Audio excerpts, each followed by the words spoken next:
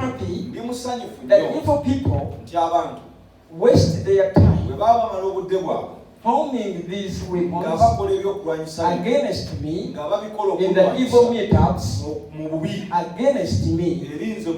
But if I stand right with God, their time is wasted. Nothing shall prosper because I serve a mighty God. I don't know the God you're serving. Maybe you just attended church and you're not sure of the God you're serving. And maybe that's why you cannot raise your hands and worship. That's the only problem. You don't understand how mighty He is. But for us who understand the God we serve, we fear totally nothing. For our God is mighty. And He is faithful to those that love Him, to those that seek Him. We shall never be disappointed. The evil plans can be planned, but nothing shall see its way through. In the name of Jesus. Amen. And now we have a theme of the year. And the scripture that God gave us in the year 2021. Amen. And if you can help me remember, it is in our Psalms 119 verse 16. I said that scripture somewhere. And someone was like, there is not that chapter that has 60 verses. So let's go there. If you're there, you can say amen. No one is there. And if you're not there by now, we should lay hands on you. Amen. Verse 60. I will hurry without delay to obey your command. Amen. And our theme is hurry without any delay. Amen. Because when God speaks a word, He is not begging you. He is commanding you to obey His word. Now it's up to you. Because you have a free will. You can either obey His command. You can decide to disobey. But there is always repercussion. Amen. So when He said, hurry without any delay, He expects you to do it there and then. You should not hesitate to do what God is asking you to do. For He says, I know the plans I have for you. God bless the choir for the song they sang. Maybe I could not understand the meaning, but the fact that Teacher Patrick translated the song, so I understand now that He knows the plans He has for us. Plans not to harm us, plans not to do us any evil, but plans to prosper us, plans to do us good. Amen. So when God asks you to do something, He's not punishing you. Amen. He wants you to do it so that He can bless you. We all know that if you don't work, you don't deserve a blessing. God blesses the works of our hands. So if you're doing nothing, there is no way God can bless you. You are in the church, you got saved, thank you. But God looks for any attribute to bless you. That's why whenever He speaks, He expects you to respond positively. Amen. Are we together? So now, when He speaks, He commands. It's better for you to obey. When you obey, He blesses you. He counts on you. But He is saved. for so many years, God cannot count on me. It is a shame. Because whenever he speaks, you say, that's for Apostle, that's for Teacher Patrick, that's for someone in the church, that's for the choir, that's for the ushering department. You give everything to other people. Now, there's no way God can bless you. Because God cannot bless you beyond his principles. That's why he is always on us. Please do this. If my people, named by my name, or listen and obey, I will bless them from heaven. Amen. So there is a blessing, but it needs obedience. Now, what is that one thing that God is asking you to do? What is that one thing in your heart? You feel it so hard, so loud, that is speaking, asking you to do it, but you feel like always pushing it to the next day, to the next year, to the next level, pushing, allocating it to someone else to do it. There's no way God can bless you. Now today is telling us, let's hurry without any delay. Amen. What do you have? You know, when Moses was in the desert, was at the burning bush, he was like, I have nothing, I can't even speak. How will I do this? And God asked him, what do you have in your hands? And he had his staff. God started with that one.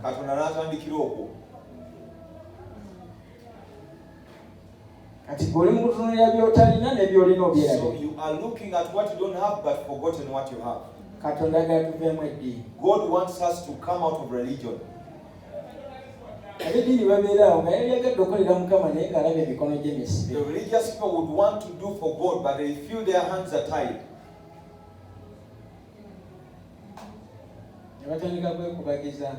They start to regret. You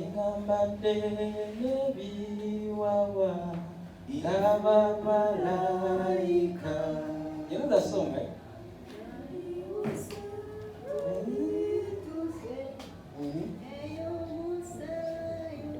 Okay. Well, that's good. They say, if at all we had wings. But you don't have the wings to fly.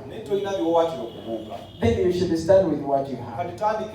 Because each and every one is capable of doing something that can bring the glory back to God. So let's better do the little we can do than wishing for the big things we cannot do.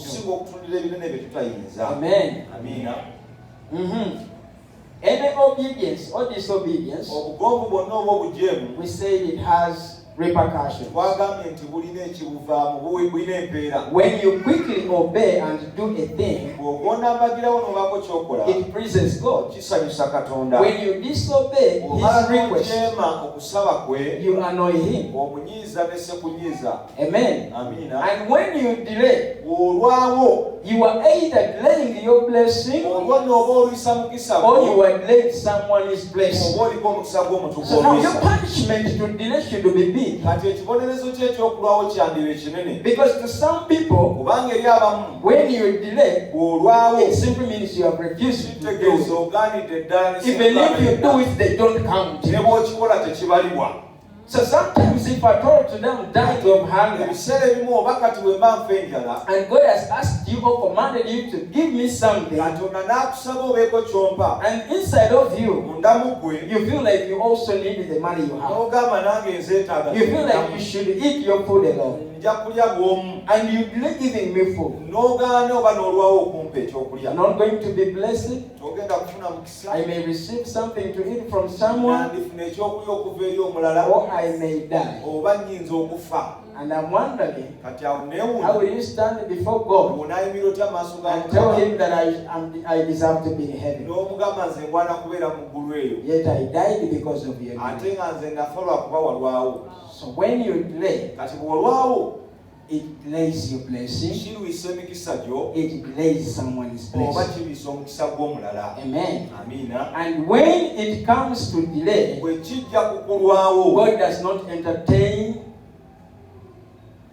God does not entertain it. Amen. And many times he has said, no reward for a delay. If you request me to do something and you delay, even if you do it, sometimes you may not be blessed. If you're blessed, you just thank God. But when you delay, it's most likely that you may not be blessed. There is a scenario where a blessing comes in a time when you don't need it. Like if today I need a bike, and God asks me to do something, and He blesses me with a bike, and I do that thing after a year, when actually my thoughts are now on a car or a motorbike. If I obey next year, God is always faithful and just bless me with the bike. A great blessing may not praise you yourself. So it's better to hurry and obey. Amen.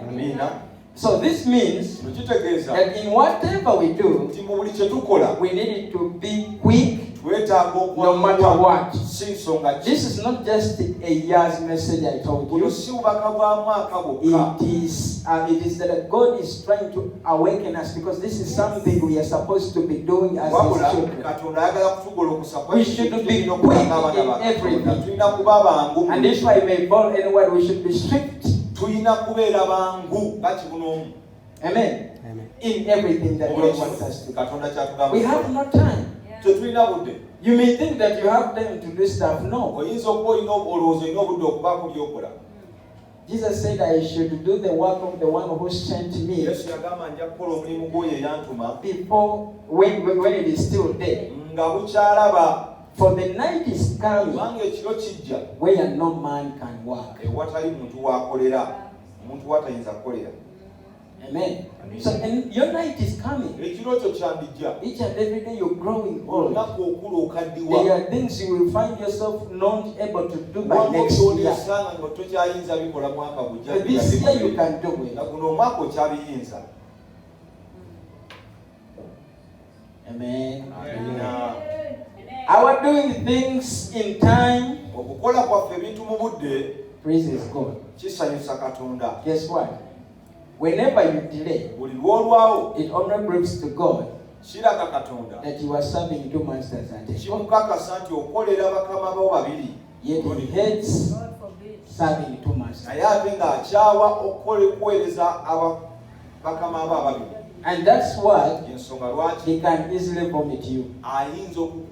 Because you are warm, you are not warm, you are not hot. He vomits you. He says. Amen. Because when your master asks you to do something and you delay, it simply tells God you are doing something which is not aware of, and He is your master. It's like being at the workplace. Your boss is asking you to do something and you're pretending to be doing something for a fellow worker. Now you're either serving as another master, or else you are your own master. Because many Christians today, they are their own masters. We do our will. We are no longer on God's will. It does not count to us. When He asks you to do something, you say, I should finish my things, then I will do this. I should first do this for my children before I do this. So now God finds Himself in a position where He has no value in your life.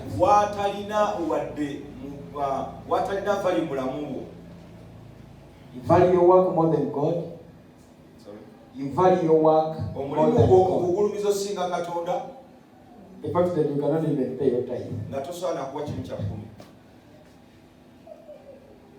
The truth is, you have a job. You are earning some money. You don't want to pay tithe. You are rebellious. And then when you're with your people, you try to tell them you are born again. You even defend salvation that you don't understand. There are people that preach the gospel, they have never even brought a lay person to the church. Even they fail to bring their families into church. A man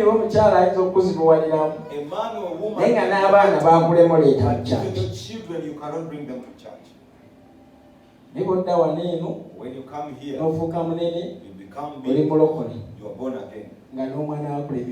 Even you have failed to bring your child to church.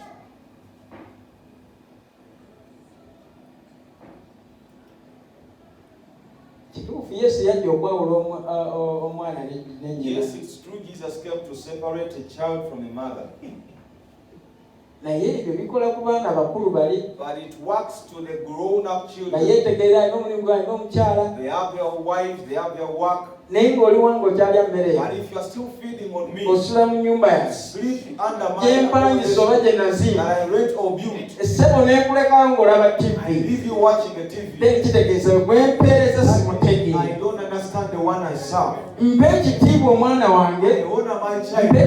I honor my people. Bagirabe kubanga nakikula banyumire kubanga gwebiri naye ebyomu church kubanga tebagadde abaana balina eddembe they have their freedom. Kati Katonda nakutwala atya mu ggulu. How will God take you to heaven? Gy'otayagaliza muntu mulala. Why you don't wish anybody else? Kuba kitegeeza tomanyiiyo. Because this means you don't know there. Oli ku gambling. You are gambling. When I die and heaven is there, we will go. It is not there, I will stay here. So you're here just not risking. You look into it. Dress up, you're going to church.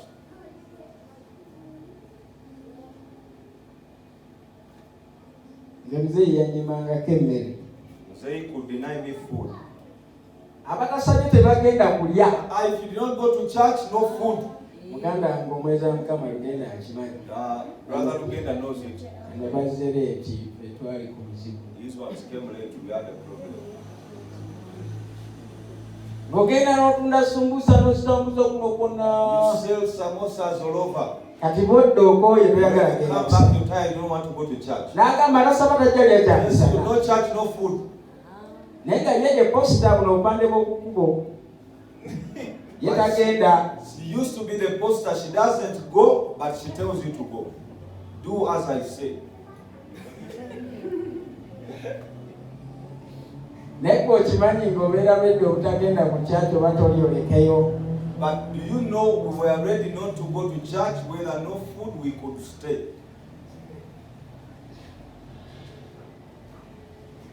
Ntimanyi naawe kyolira buli wabaawo ekyokulya wali. Wherever there is food. Waliwo obuzannyo bw'obeera ku TV. There are soaps on televisions. Abantu bange bemanyi. There are my people I know. Ngono ku Sunday. That on Sunday. Balaga bwe baalaze wiiki yonna. They replay all that they played throughout the week. Ayinza okuba wiiki yabadde busy oba nake ya missing. Maybe they have been busy that week and missed some. Kati nga bw'omugamba mbu ate after eno service wawo discipleship class. After service there is a discipleship class. Kingi eri katandise. Of what and it has started.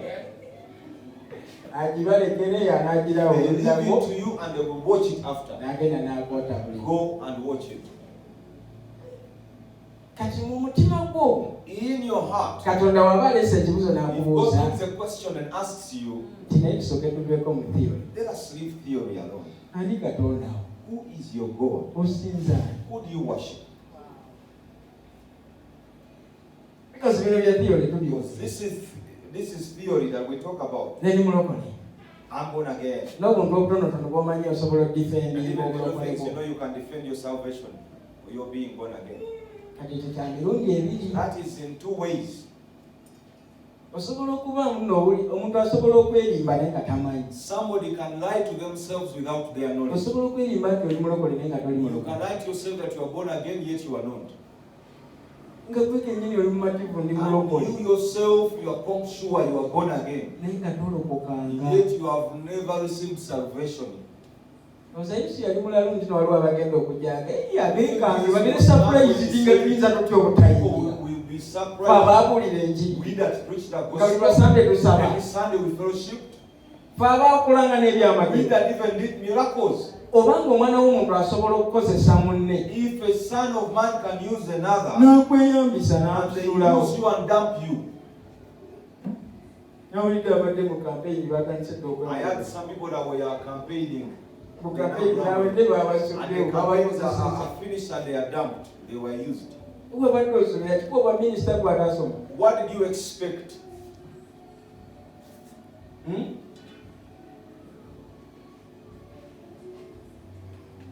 Nze wiiki eno ndabye ebintu. This week I've seen many things. Aliwo yazze wa mukulu ku mulimu mukulu wa Mpamba. Somebody came to Mr. Wampamba's office. Alina offer gy'asaba. Asking for one offer. Kale offer gye yadasaba. The offer this person was asking. Ffe tugwe mu buzibu bwa URA. Now we fall into URA debts. Yenga wamala ofuna kyafuna. After they get what they get, they are free. Yagende eyagale they will go and enjoy as we pay the URA taxes. Afuna sente w'ekitima azikozesa ki? You got this money, how did you use it? Where is your tax that you pay? Eyazibayisaamu yakola ki? The one that is enjoying that nobody will look for them. Even God will use you. If you pray for someone and they get well, it doesn't take you to heaven. It is sorrowful to hear. But last week, there was somebody who demons perturbed. I was talking to Apostle Juliet and she revealed it to me. That person attacked the demons when they are not found. She attacked and she was not stable. She had the grace that you say go and they go. And they go. They might leave the other person and come to you. You start behaving aga when your foot is here and another one is there. Demons fear someone who is firmly standing in God. Still the time. Today you're given permission. Call them. Tell them. I cannot withstand because of the tithe. Faith tells me I can command it and it goes. What if it challenges me that where is your tithe? Patrick amayembe gakubuza gatya gago. Gabuza Aziz gospel man. Aziz gegabuza mukasa. Akompasa mugangamba nze ndi salo munaze ne waso. Katone nalo. Oba kambwe bajja. Bonzi katika sagala njagala wabewo justice. Kamalinde muwere. Agoberu. Ekyo kyogero inamu kumanyi. You will only say that if you have power. Azizi negamubuza kwatemu. Nakakayibo okogera. Gawo. Tukukwatemu. Nezijja ne gagamba tetugamba gwe. Okawulidde? Have you heard that? Gwebyefe biveemu. Oyimiridde bulungi. Leave our battle alone. We are contesting. Tugamba ono. We are saying we are talking to this one. Ono afuluma church n'ayendako. This one who goes out of church. Ono ebyamagye tubimanyi. We know our secrets. Ono ageya abasumba ono. This one who backbites the pastors. Ono eyewola n'atazaayo. This one who borrows and never pays back. Ono ayingira ebibiina by'abakyala kyamina ebibiina. The women have circles. Ye bw'afuna gulupu yaddamu contributinga nga tuka. Ono omulokole gwe tugamba. We are talking about this born again. Kwasiwa ekisookolinde. The you that gives money weight. Kubanga yamanyi. Because he knows. Gwayimidde obulungi ne Katonda. You that stand in power. Tulina weetaaga maanyi. You don't need power. No. Katonda yakayagateeka mu bbanga. Maybe God put it in the air. Goba oyimiridde obi oba omanyi okwogera oba tomanyi gakola kasita oyogera ekigambo. Whether you know or not, it works if you speak a word. Amaanyi ago gali okugondera that power is there to obey whatever you say. Kati tukasitaka kulaba ng'olimu oyimiridde the power sees you standing here and there. Agasigalayo. It stays there. Mubyokubba banno oyanguwa. You are easy at cheating others. Mukwendo oyanguwa. Fornication, you are faster than everybody. Ebigambo mukaaga Mukama waakya byankyawa. Bible says there are 6 words that God hates. Weewaawo musanvu bya muzizo gy'egyali. 7 are prohibited. Abimenya n'agamba amaaso ag'amalala. Eyes of pride. Olulimi olulimba. A lying tongue. Mulimu ekyo kye mba njagala ebigere ebyanguwa embiro okugoberera ettima. Feet that runs to do evil. Goyanguwa mu bubyo byanguwa speed tewetaaga yambako. Tewetaaga kukakasa nnyo. Tewetaaga kwegayirira. Any more talks you. Naye wabeewo ekyobwa Katonda. Something godly comes. Era balangiridde okusiiba kwabwe. They are talking about their fasting.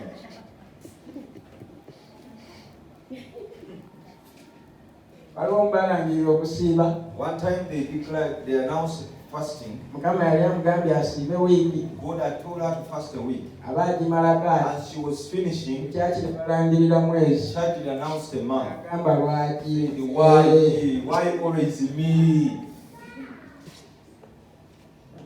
Omulala yasiiba wiiki ze 2. Another one fasted 2 weeks. Kyaki ne balangirira mwezi. Church they announced a month. Naganze namaze kusiiba. I finished my fasting. Naye ekisiibo gy'asiiba. But the fasting that she had, teyakibadde namu. She was not even in it. Naye omusumba yayimye ku TV tusiibeyo wiiki 2. But this person was not inclusive in the fasting. She had it over the TV. N'akibuukiranga n'okusiiba tamanyi lwaki asiiba. Join the wagon without knowing why they are fasting.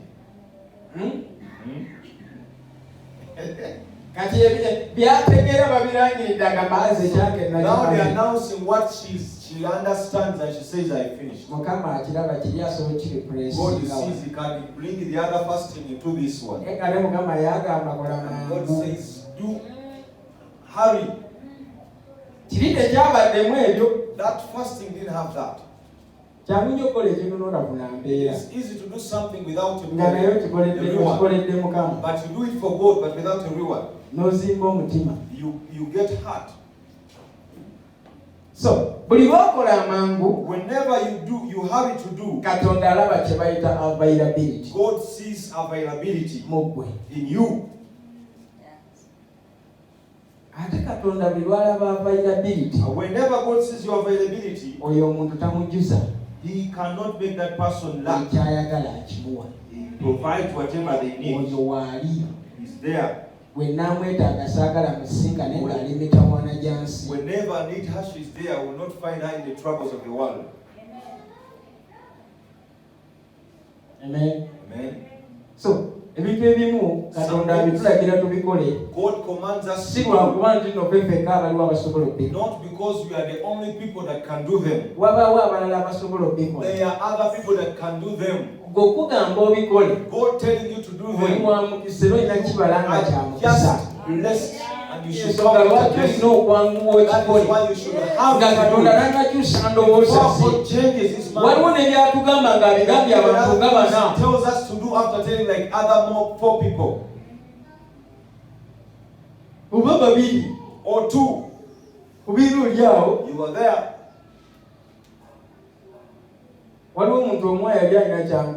Someone had bought me something.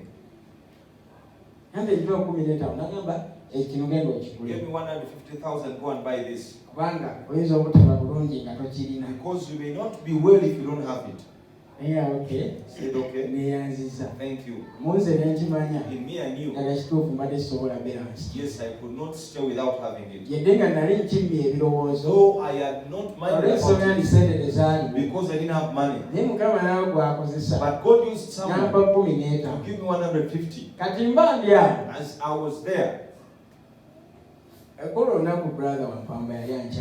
That day brother Wampamba visited. Minister Rugenda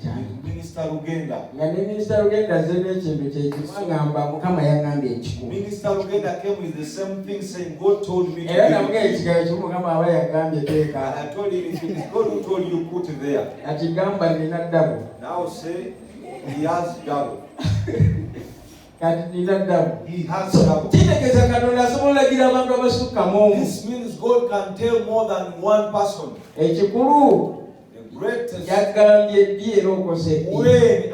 When did you do? They tell us together, the first and the last. Who will God bless? Because if told them at once. Amen. Amen. So, Katonda omugambe ekintu okugonda aba akusuubira. God telling you something, He expects your obedience. And it is not that we are profiting in whatever He's telling us to do. Not that God is profiting from whatever He tells us to do. There are things He will tell you to do, but looking for your obedience. Truly, why was Naaman told to dip himself 7 times? Do you think God could not take command that get well and He gets well? Are there no people that got healed because of the shadow of Peter? Peter walked without concerning. When he passes, his shadow shall be this way, and they lie there sick there. Last time, whoever the shadow could come to would get healed. And Jesus did not do it. Jesus, have mercy on me. They come and say, your faith has healed you. But this one, by this time, you count the shadow. So Naaman with his pride, he had to dip himself into the dirty water and he could glorify God. The more you harden your heart, the more you have that pride, God will take you from somewhere hard. And the more you are soft and obedient and have the more you get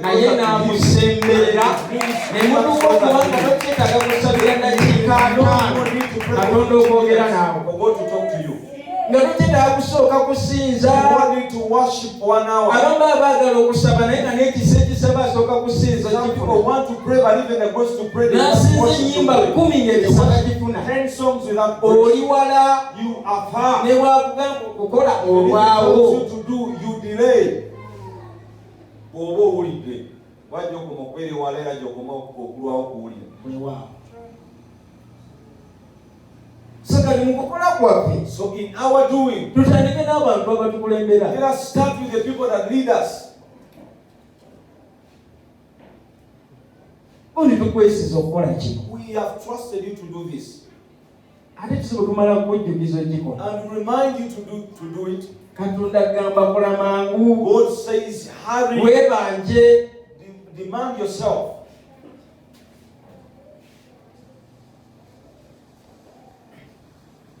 Amina. Amen. Atubabinyigidde Dr. Patrick.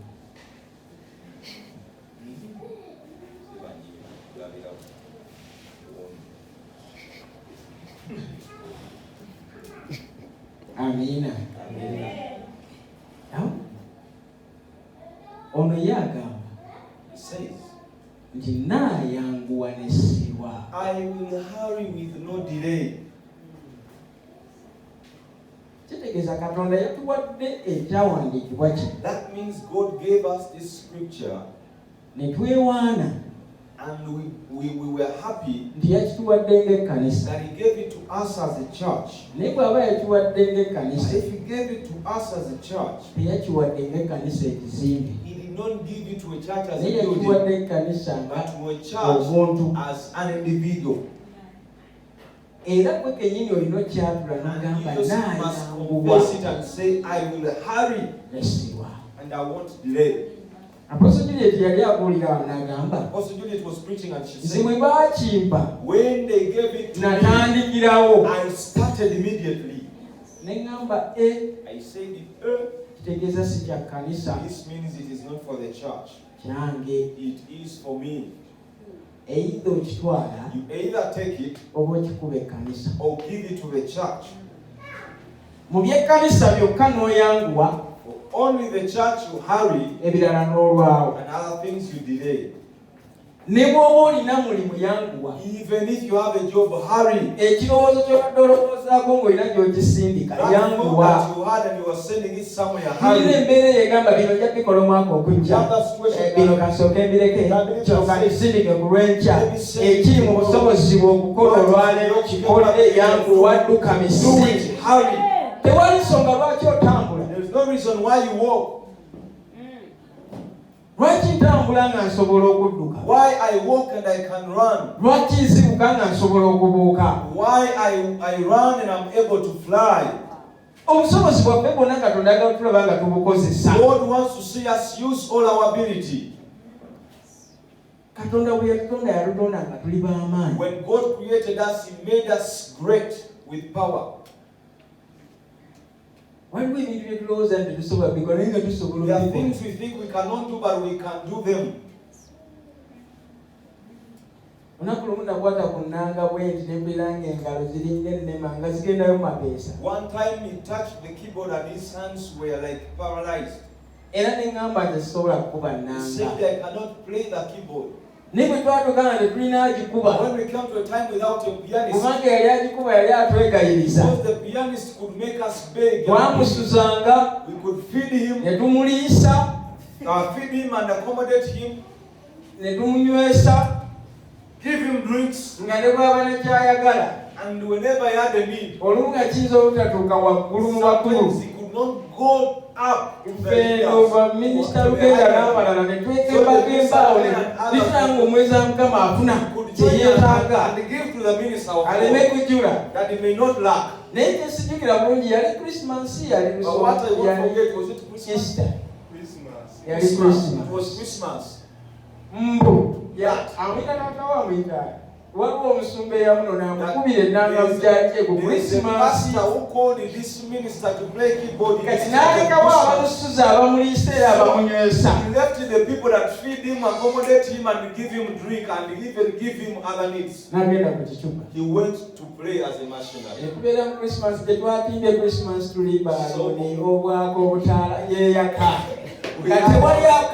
Our lives, everything, the balloons, but no keyboard. The keyboard was there, nobody could play. So we brought our drums, the local drums.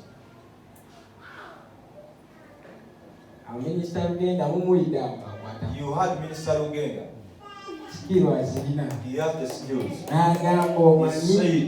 He said, enough is enough. When we went to learn, he learned. And he failed.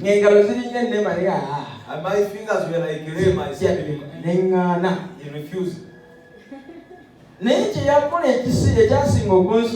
what he did that challenged me. Vincent. You know Vincent. Our Vincent. Our own Vincent. He's sick, that is why he's unable to come. It is Lugenda that taught the Vincent, you know.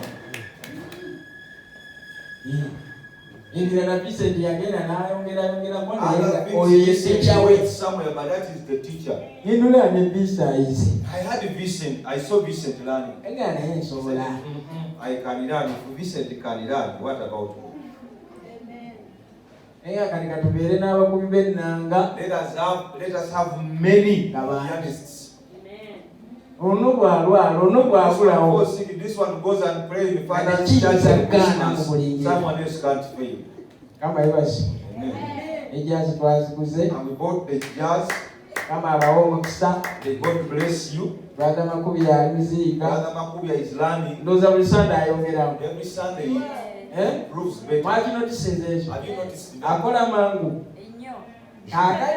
Now, okay, I'll go like can you join Sister Joyce? We are there also. Sister Joyce joined. She's going to join. You will know that. But actually, our ushers are doing great. The singers, thank you. Why do we praise God in Harry? Since this year is Harry, I don't know what time Apostle Juliet came. Came early. He came early. She came before he came. You know where she comes from? She looks good. You know what it means for a lady to look elegant? Some hours in the dressing mirror. It's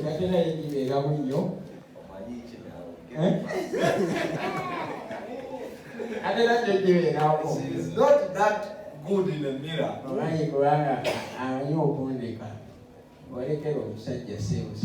If you can speed, if you make a program, the moment she comes faster than you, just know she's not fond of a mirror. Yeah, but all in all, you're not. God wants our availability.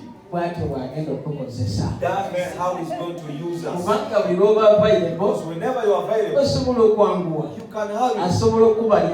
He can count on you.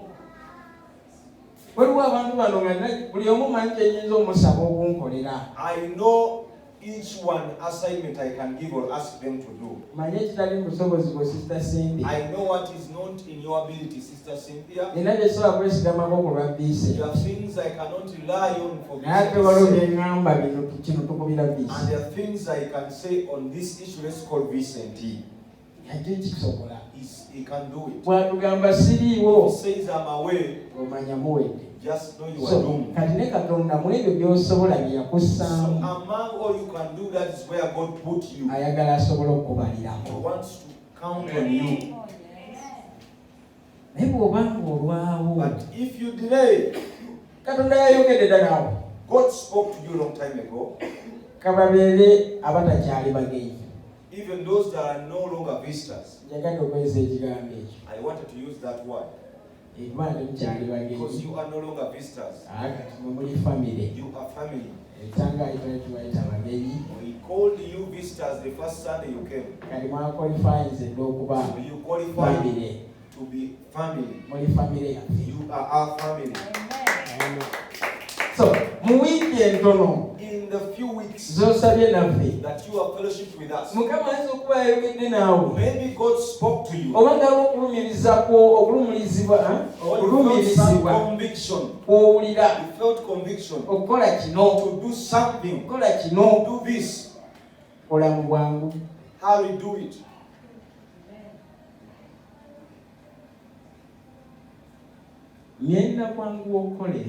I will hurry to do things.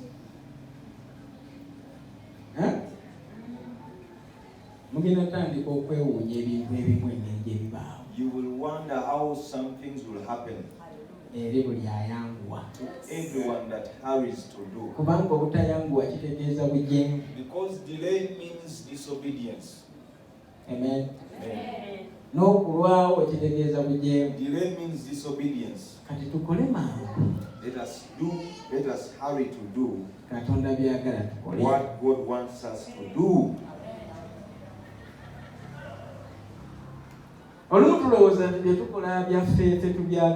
Sometimes we think we are doing our own and it is us that want to do them. If it is not evil, it is not yours as you think. It shall be good to you and even profit your home, profit your church, profit God. If you get your money, you don't eat it. You pay tithe, offertory. You buy a shirt or eat.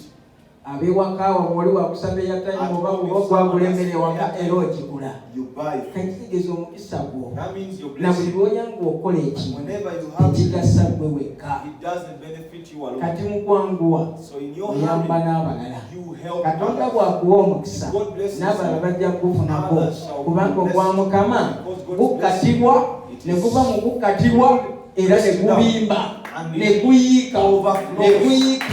overflows to others.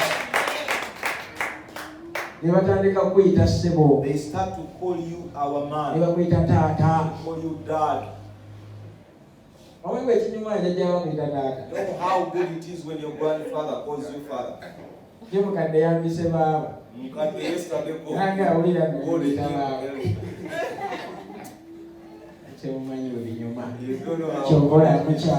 That is why you still live.